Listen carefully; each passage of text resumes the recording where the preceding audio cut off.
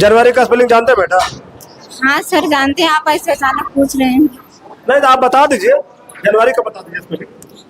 JANEARY। लिख दीजिए मैडम, गलती। नमस्कार दोस्तों, बिहार में सनसनी खबर पैदा कर देने वाली एक ऐसी खबर भागलपुर से आई है कि बिहार में ही सर्टिफिकेट खरीद बिक्री की दौड़ चल रही थी। ये सत्ता की दौड़ नहीं है बल्कि खरीद बिक्री की दौड़ थी, और ये खरीद बिक्री की दौड़ दो दलालों के बीच हो रही थी। यह दलाली बिहार और उत्तर प्रदेश के बीच थी, जिसमें बीएड और डीएलएड की सर्टिफिकेट प्रचुर मात्रा में बिक्री हुई और हजारों स्टूडेंट जो है बिहार के अंदर उस सर्टिफिकेट को खरीदे भी, और साथ साथ अपेयरिंग कैंडिडेट को मौका मिला था बिहार में शिक्षक बनने के लिए। उन सारे लोगों को सीटेट में बैठने का भी मौका मिला, सर्टिफिकेट खरीद भी लिए वो लोग। ठीक एक वैसा ही मामला आया है भागलपुर से।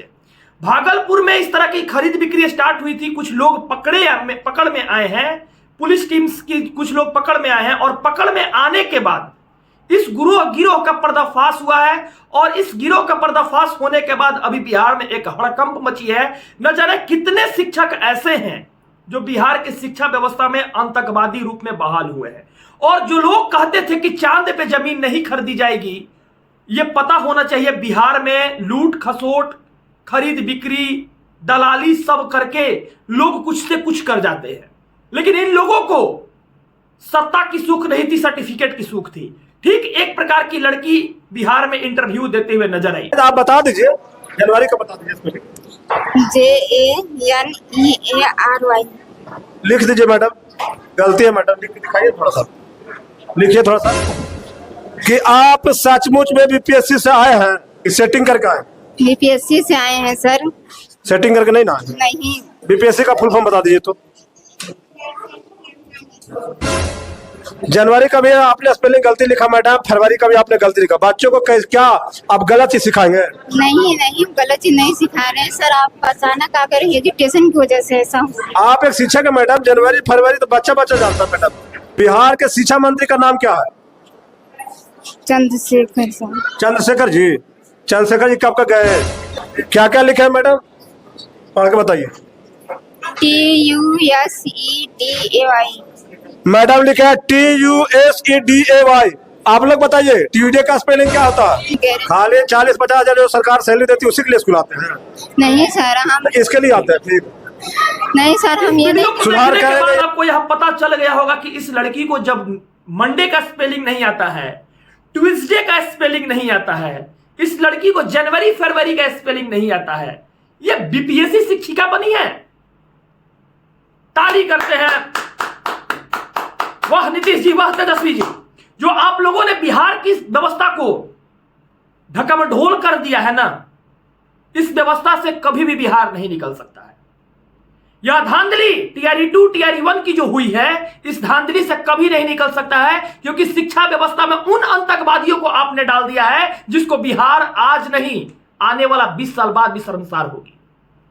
जब गंदे लोगों के हाथ में सत्ता दीजिएगा आप लोग अपने वोट के दम पर, तब यही लोग आपके ऊपर राज करेंगे और यही लोग आपका शोषण करेंगे और यही लोग आपको आने वाले समय में आपके बच्चे को तकलीफ में रखेंगे। आज बिहार की ऐसी शिक्षा व्यवस्था को देखकर हंसी नहीं आती है, बल्कि तकलीफ इस बात का होता है कि उन गरीब बच्चों में जाकर देखिए, सीमांचल के अंदर कोई भी क्षेत्र में जाकर देखिए, कोई रोजगार का साधन नहीं है। मोतिहारी में, बेतिया में, चंपारण में, बक्सर में, कैमूर में, औरंगाबाद में, जमुई में, बेगूसराय में कौन सा संसाधन का योग है बताइए? बिहार में कोई ऐसा जिला का नाम बताइए, पटना को छोड़कर, जहां पर लोग अपना संसाधन करके वर्क कर रहे हैं। उन गरीब बच्चों को सोचिए, जहां पर 14 करोड़ जिसकी संख्या है, जिस बिहार में 14 करोड़ बच्चों की संख्या है, उसमें नेताओं के द्वारा उन स्कूलों में किस किस प्रकार के लोगों को बहाली कराई गई है और बिहार की शिक्षा व्यवस्था कैसे सुधरेगी, पाठक इसका जवाब दे कब होंगे। पाठक को यह चीज सोचना चाहिए कि बिहार की शिक्षा व्यवस्था में जो लोग अभी बैठे हुए हैं, जो लोग गए हुए करप्ट होकर, उनकी टोटल सर्टिफिकेशन की जांच एनसीटी से करें। ये जो खरीद बिक्री हुई है सर्टिफिकेट की, इनकी डिजी लॉकर में कितनी सर्टिफिकेट पहुंची है, अचानक से इतना सर्टिफिकेट कहां से आ गया, इन लोगों की जांच करें। लेकिन बिहार शिक्षा व्यवस्था में घोटाला ही घोटाला हो रहा है। कहीं बिल्डिंग घोटाला हो रहा है, कहीं नल जल घोटाला हो रहा है, कहीं वॉशरूम घोटाला हो रहा है, कहीं डेस्क बेंच घोटाला हो रहा है। इस तरह की तमाम तरह की घोटाला देखने के लिए मिल रही है। लेकिन बिहार के एजुकेशन सिस्टम को ठीक नहीं किया जा रहा है। वो छोटे छोटे नन्हे मुन्ने बच्चों को जो पढ़ाने वाली संस्था है, वो संस्था ही करप्ट है।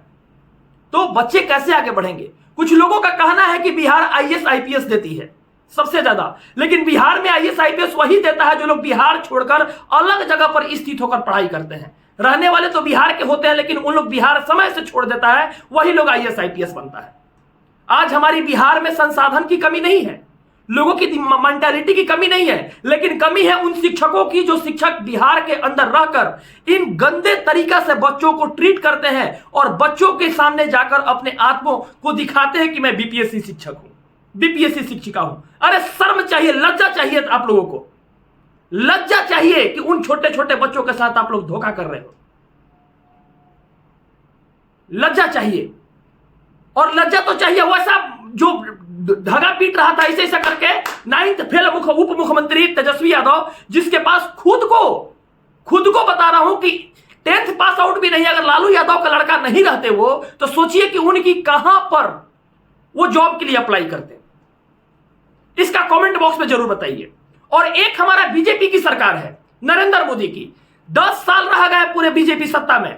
मोदी जी 10 साल रह गए, 1,25,000 करोड़ का वादा करके आए थे कि 2014 में हम बिहार के सत्ता को देंगे और बिहार की हर एक विषय वस्तु को ठीक करेंगे। लेकिन 1,25,000 करोड़ का वादा तो किए, लेकिन उन्होंने भी बैठक नहीं किया पूरे बिहार में। और बिहार तो ही बिहार है, केंद्र के अंदर एक बिहार के लिए सोचा भी नहीं कि आने वाला 10 साल बिहार के लिए हम क्या करेंगे।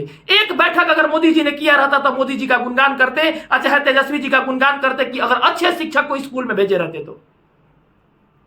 शर्म आती है उन लोगों पर जो लोग आज बिहार के सिस्टम को बैठकर करप्ट कर रहे हैं, चाहे वो दल कोई भी हो, राजद हो, जेडीयू हो, बीजेपी हो, कोई भी दल हो। लेकिन इन छोटे छोटे नन्हे मुन्ने बच्चों के जिनके पैर में चप्पल नहीं है, जिनके जाने के उनके लिए उनके पास बैग नहीं है, जिनके बैग के अंदर कॉपी किताब नहीं है, जिनके घर के अंदर उन थाली में खाना नहीं है, कम से कम उन बच्चों को तो कम से कम सोचना चाहिए। बिहार की इस शासन व्यवस्था, इस प्रशासन व्यवस्था को सोचना चाहिए कि उन बच्चों को कैसे शिक्षित किया जाए ताकि वो बच्चे आगे चलकर आत्मनिर्भर बन पाए और अपनी फैमिली को, अपने परिवार को उस गरीबी स्थिति से निकाल पाए।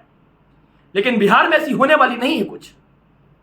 ये घूस पसोट की जिंदगी में, ये टीआरई 2 में जितनी बड़ी धांधली, क्वेश्चन सेटिंग, जिसको भी देखो वो पैसा कमाने के लिए कितना भी हद तक गिर सकता है, चाहे वो क्वेश्चन बेच दे, चाहे वो क्वेश्चन सेटिंग करा ले।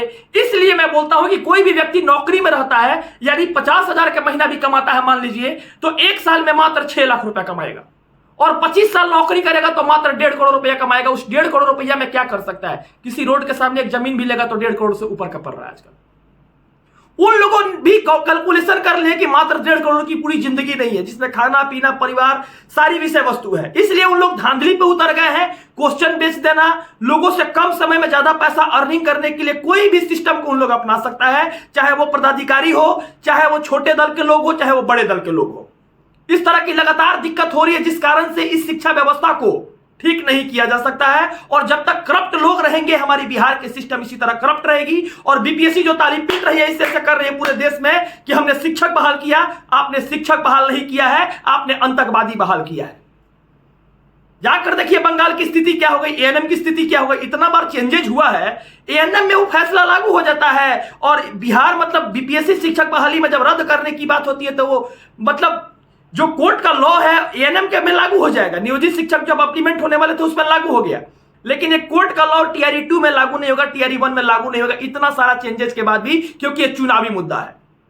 और हर जगह जाके सब कोई कह रहा है यूपी वाले को नौकरी नहीं दी है।